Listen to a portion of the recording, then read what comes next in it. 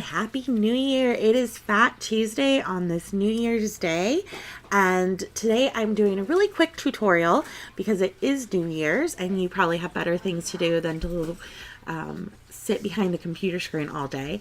But I get asked this a lot. It was one of the most requested tutorials, and so I'm going to show you how you can brighten images in both Lightroom and Photoshop without washing out the images. So the first thing I'm going to show you is real quick in Lightroom. I'm going to show you a couple tricks that I use to brighten things without washing them up. So the first thing that I like to do is I like to bring down the highlights in Lightroom, because this is, you'll notice a lot of people when they go to brighten things, they use exposure, but you can see here as I'm using exposure, it doesn't take much and I'm starting to wash out my image, and I want to avoid that. So I like to bring down the highlights, which is going to help bring in some more definition. And I know you're thinking I'm making it darker, and you said this is about making it brighter, but stay with me here. Now what I'm going to do is I'm going to boost the shadows. So you can see that brightened it some. I can just show you the before and after.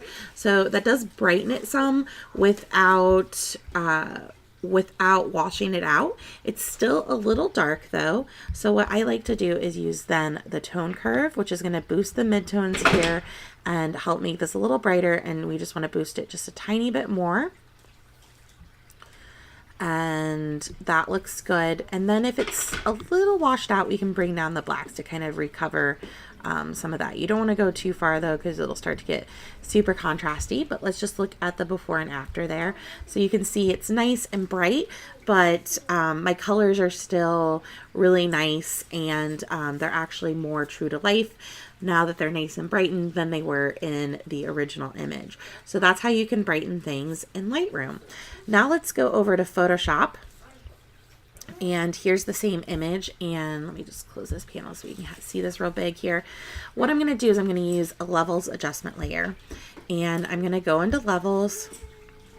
I'm going to pull in the sides of my my levels on the edges just so they reach the edges of the histogram. So I just pull them in until they both reach the edge of the histogram, and now I'm going to really brighten this up using the midtone slider. And you can see here I'm going pretty bright, and so again my image is looking a little washed out. But the great thing about levels in Photoshop is that you can brush off anything that you don't want with a mask. So now I'm going to use my brush tool.